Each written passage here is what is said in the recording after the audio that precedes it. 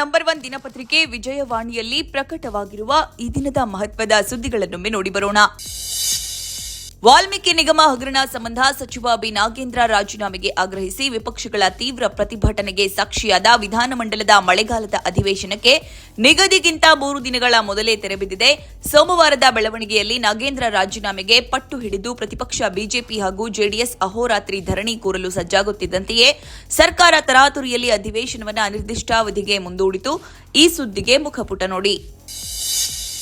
ಕರ್ನಾಟಕ ಲೋಕಸೇವಾ ಆಯೋಗದಲ್ಲಿ ನಡೆದಿರುವ ಅಕ್ರಮ ಸಂಬಂಧ ಐಎಎಸ್ ಅಧಿಕಾರಿ ಜ್ಞಾನೇಂದ್ರ ಕುಮಾರ್ ಗಂಗ್ವಾರ್ ನಿವಾಸದ ಮೇಲೆ ಭಾನುವಾರ ಜಾರಿ ನಿರ್ದೇಶನಾಲಯದ ಅಧಿಕಾರಿಗಳು ನಡೆಸಿದ ದಾಳಿ ಸೋಮವಾರ ಬೆಳಗಿನ ಜಾವ ಮುಕ್ತಾಯಗೊಂಡಿದೆ.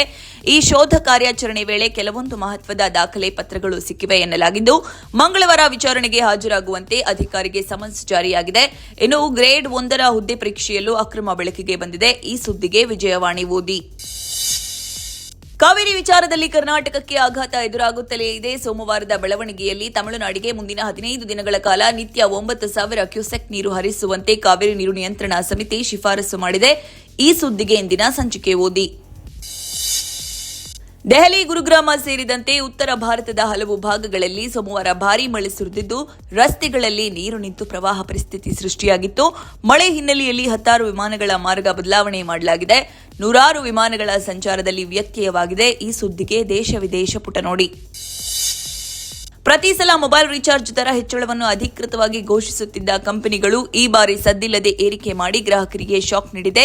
ಜನಪ್ರಿಯ ಕಡಿಮೆ ಬೆಲೆಯ ಯೋಜನೆಗಳನ್ನು ಒಂದೊಂದಾಗಿ ತೆಗೆದುಹಾಕಿ ಅದಕ್ಕಿಂತ ದುಬಾರಿ ಯೋಜನೆ ಮಾತ್ರ ಉಳಿಸಿ ಅವುಗಳತ್ತ ಗ್ರಾಹಕರನ್ನು ಕರೆದೊಯ್ಯುವ ತಂತ್ರವನ್ನು ಹಲವು ಕಂಪನಿಗಳು ಬಳಸಿವೆ. ಈ ಸುದ್ದಿಗೆ ಮುಖಪುಟ ನೋಡಿ. ರಾಜ್ಯದಲ್ಲಿ ಚುನಾವಣಾ ಆಯೋಗ ಕೈಗೊಂಡ ಮತದಾರರ ಪಟ್ಟಿ ಸಮಗ್ರ ಪರಿಷ್ಕರಣೆ ಪ್ರಕ್ರಿಯೆಯಡಿ ಸೋಮವಾರ ಕರಡು ಮತದಾರರ ಪಟ್ಟಿ ಪ್ರಕಟಗೊಂಡಿದೆ.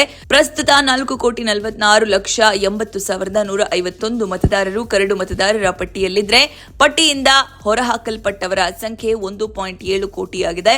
ಈ ಸುದ್ದಿಗೆ ಸಮಸ್ತ ಕರ್ನಾಟಕ ಪುಟ ನೋಡಿ. ರಾಜ್ಯದಲ್ಲಿ ಈ ವರ್ಷ ಋತುಮಾನದ ಜ್ವರ ವ್ಯಾಪಕವಾಗಿ ಹರಡುತ್ತಿದ್ದು ಈಗಾಗಲೇ 4,212 H1N1 ಪ್ರಕರಣ ವರದಿಯಾಗಿದೆ. ಮಳೆ ಮತ್ತು ಚಳಿಗಾಲದಲ್ಲಿ ವೈರಾಣು ಹೆಚ್ಚು ಸಕ್ರಿಯವಾಗಿರುವುದರಿಂದ ಮುನ್ನೆಚ್ಚರಿಕೆ ಕ್ರಮ ಕೈಗೊಳ್ಳುವಂತೆ ಆರೋಗ್ಯ ಸಚಿವ ಯುಟಿ ಖಾದರ್ ಸಾರ್ವಜನಿಕರಲ್ಲಿ ಮನವಿ ಮಾಡಿದ್ದಾರೆ.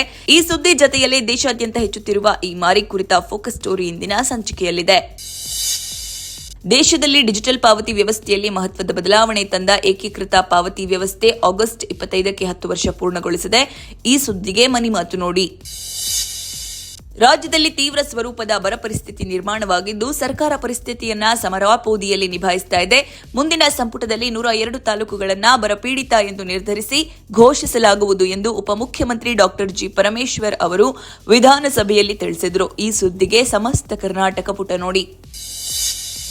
ಭಾರತೀಯ ಬಾಹ್ಯಾಕಾಶ ಸಂಶೋಧನಾ ಸಂಸ್ಥೆ ತನ್ನ ಕಾರ್ಯವೈಖರಿಯಲ್ಲಿ ಮಹತ್ವದ ಬದಲಾವಣೆಗೆ ಸಜ್ಜಾಗುತ್ತಿದ್ದು ರಾಕೆಟ್ಗಳು ಹಾಗೂ ದಿನನಿತ್ಯದ ಸಾಮಾನ್ಯ ಉಪಗ್ರಹಗಳ ಉತ್ಪಾದನೆ ಹಂತ ಹಂತವಾಗಿ ಹಿಂದೆ ಸರಿಯಲಿದೆ.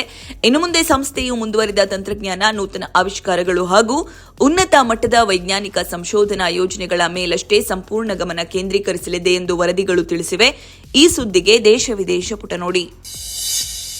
3 ವರ್ಷಗಳ ನಂತರ ವಿದೇಶಿ ನೆಲದಲ್ಲಿ ಟೆಸ್ಟ್ ಸರಣಿ ಒಲಿಸಿಕೊಳ್ಳುವ ಹಾಗೂ ದ್ವೀಪ ರಾಷ್ಟ್ರದಲ್ಲಿ ತನ್ನ ಅಜೇಯ ಓಟವನ್ನು ಮುಂದುವರಿಸುವ ಕನಸಿಗೆ ಪ್ರವಾಸಿ ಭಾರತ ತಂಡ ಹೆಚ್ಚಿನ ಬಲ ತುಂಬಿಸಿಕೊಂಡಿದೆ. ಬ್ಯಾಟರ್ ಧ್ರುವ ಜುರೇಲ್ ವೃತ್ತಿ ಜೀವನದ 2ನೇ ಶತಕದ ನೆರವಿನಿಂದ ಶುಭ್ಮಾನ್ ಗಿಲ್ ಪಡೆ ಐಸಿಸಿ ವಿಶ್ವ ಟೆಸ್ಟ್ ಚಾಂಪಿಯನ್ಶಿಪ್ ಭಾಗವಾಗಿರುವ ಶ್ರೀಲಂಕಾ ವಿರುದ್ಧದ ಸರಣಿಯ 2ನೇ ಹಾಗೂ ಅಂತಿಮ ಪಂದ್ಯದಲ್ಲಿ ಬೃಹತ್ ಮೊತ್ತ ದಾಖಲಿಸಿದೆ. ಈ ಸುದ್ದಿಗೆ ಕ್ರೀಡಾಪುಟ ನೋಡಿ. ಕಿರುತೆರೆಯಲ್ಲಿ ಕರಿಯರ್ ಪ್ರಾರಂಭಿಸಿ ಬಿಗ್ ಸ್ಕ್ರೀನ್ನಲ್ಲಿ ಮಿಂಚುತ್ತಿರುವ ಹಲವು ತಾರೆಯರಿದ್ದಾರೆ. ಅದೇ ಸಾಲಿಗೆ ಸೇರುವ ಮತ್ತೊಬ್ಬ ನಟಿ ಹಿಮಶ್ರೀ. ಮೂಲತಃ ತೀರ್ಥಹಳ್ಳಿ ಸಮೀಪದ ಕುಂಸಿಯ ರೈತಾಪಿ ಕುಟುಂಬದ ಹಿಮಶ್ರೀ ಓದು ಮುಗಿಯುವ ಮುನ್ನವೇ ಧಾರಾವಾಹಿಗೆ ಎಂಟ್ರಿ ಕೊಟ್ಟರಂತೆ. ಮದರ್ ಚಿತ್ರದಲ್ಲಿ ನಟಿ ಶ್ರುತಿಯ ಹಿರಿಯ ಸೊಸೆ ಪಾತ್ರದಲ್ಲಿ ಹಿಮಶ್ರೀ ನಟಿಸಿದ್ದಾರೆ. ಈ ಕುರಿತ ಸಿನಿಮಾ ಸುದ್ದಿಗೆ ಉಲ್ಲಾಸ ನಮಸ್ತೆ ಬೆಂಗಳೂರು ನೋಡಿ.